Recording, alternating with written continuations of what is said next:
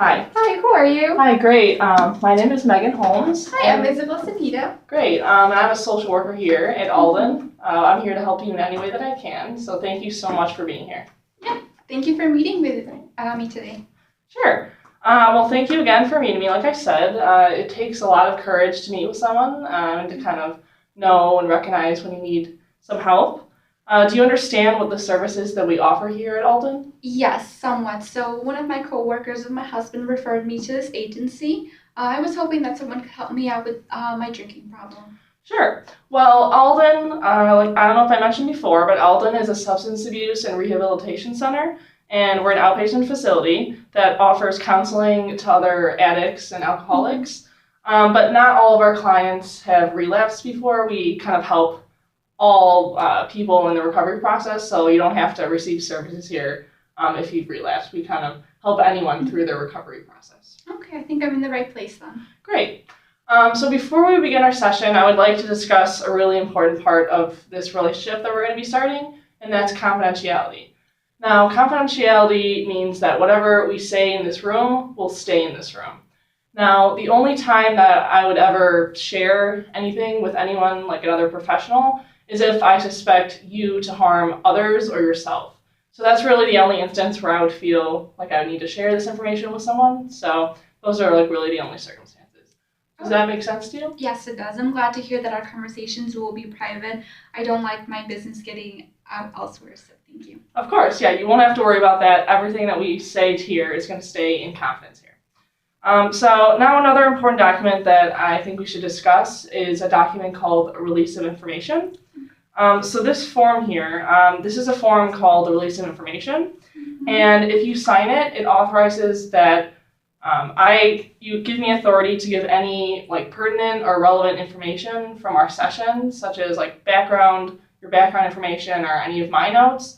You would allow me to give that information to other professionals, like a parole officer or a psychologist. So I would be allowed to give this information to any of these professionals that are working with you. Does this make sense? Yes, it does. Great. So do you have any other questions about this document? No, I don't. Awesome. Great. So now that that's clear, I'd like you to read over the document really quick. And it's not very long. Just read it over, and once you feel comfortable, you can sign it. Okay, sounds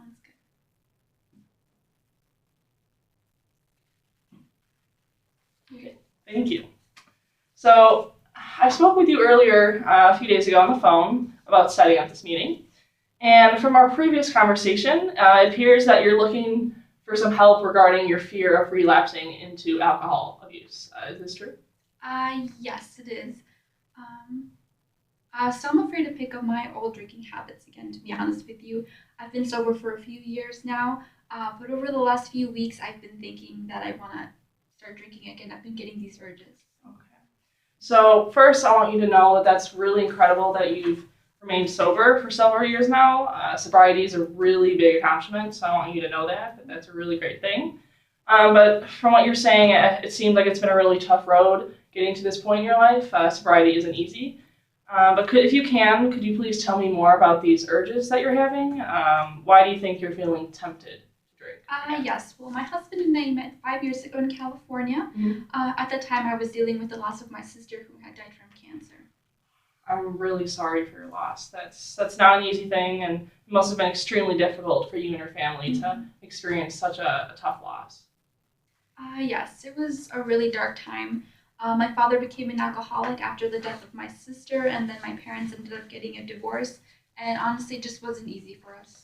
Well, like I said, it does sound like it was a really hard time for you and your family, but again, it's really important that you know that you've gotten to the other side of this issue, that although it was a very tragic time in your life and with your family, you were able to get through to it.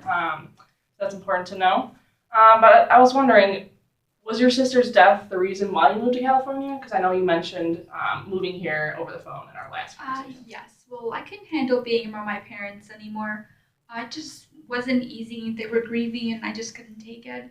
So I decided to move here to California to complete my undergrad and master's degree, and eventually that's when I met my husband. And we've been together for 5 years. That's really awesome. And that is also really brave of you to move across the country, especially at such like a difficult time in your life after losing a loved one. And also during our first conversation, you also said that you're a clinical psychologist. So if you can, could you please tell me more about your job? Like, what do you like about it? Yes, well, I love my job. I've learned how to communicate with people, how to empathize with others in order to help them as well. And that's all I've ever wanted to do in my life, so I'm really happy about that. Well, I can definitely relate to that. Being a helping professional is a really, really rewarding experience. So it's really amazing that you've been able to find something that you're truly passionate about and that you really love. So after you went to school and you met your husband here in California, was there any other event that's really influenced your experiences and your drinking problem today? Yes. Well, during the first year that I met my husband, we got married. I was in a serious car accident. I ended up being in a coma for 2 weeks. And after I woke up, that's when I began to binge drink. Well, I'm so sorry again to hear that you've had to experience such a really traumatic event. I can't relate to being in such a physical state as being in a coma, but I can try to imagine what you went through, so I'm really sorry to hear about that. But I'm really glad that you were able to wake up and that you recovered.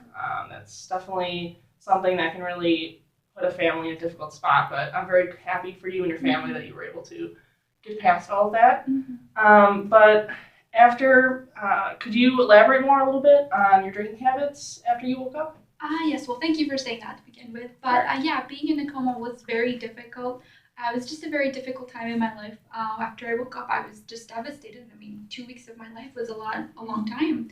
I felt like my life was almost taken away from me, just like my sister's life was. So I've been really scared.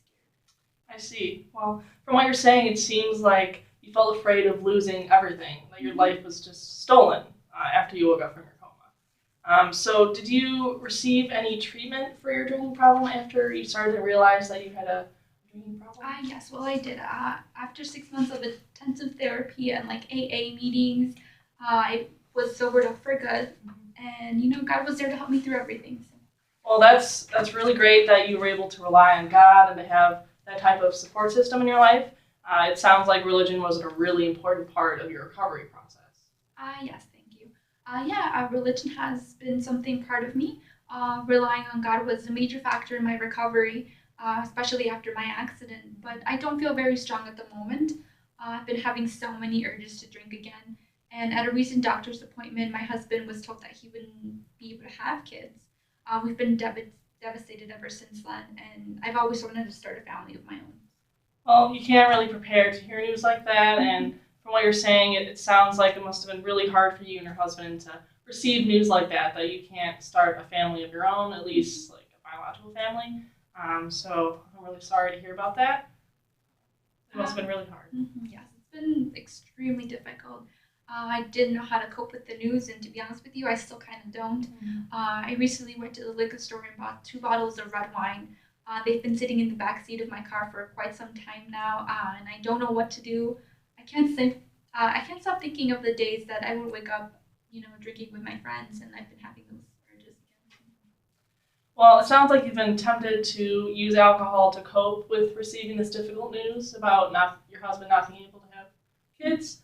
But I don't want you to worry about all of these things that you're sharing with me right now. The purpose of you being here is that I'm going to try my best to help you, and we're going to work together to try to solve these problems. So I don't want you to feel overwhelmed about all these things that you're experiencing because we're going to work together to try to help you with them. So together, once we start to set some goals and to try to develop some coping skills, the goal is to prevent you from relapsing. And right now, you haven't. So that's the first step, and you've made the decision to come here. So I want to commend you on that. So lastly, I also just want to reiterate that now you also have your husband and you have me to kind of like a support system to help you through these issues. So I want you to know that you can speak to me no matter what about anything.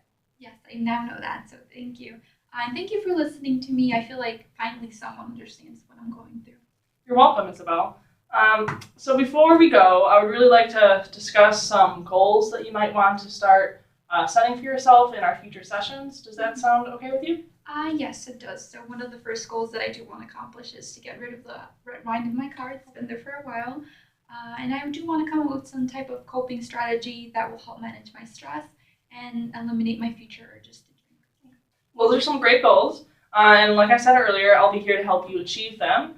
We're going to continue to try to work on them throughout our future sessions. And I'll also be able to help connect you with some other community resources, such as AA meetings and other support groups. And like you said earlier, you've been to AA meetings before? Yes, I have. Okay, so that could be another option and other support groups that we offer here at Alden. So that's going to be another resource that we can look into in our future sessions. Okay, I'm happy to hear that. I've only ever confided in my husband, so it's a relief to finally have someone else besides him. Of course, like I said, this is what I'm here for, and I think together we'll be able to get you in a better place. So I'm really glad that you came here and were able to share with me all of these things today. It takes a lot of courage. Yes, I've been feeling a little bit better about everything now, and I really appreciate all your help, so thank you. Of course, and I'll always be here if you need someone to talk to, but right now I think we've discussed enough for our first session. We've gone over some really important things. But if you still want, I would like to meet with you again next Thursday here at Alden at the same time, the same place. Does that sound good for you? Yes, I would really love to come back, and like I said, I really appreciate all your help, and I think I'll see you in the next week then. Great, thank you so much, Isabel. I Yes, appreciate you're welcome. Thank you for everything. it. Of course.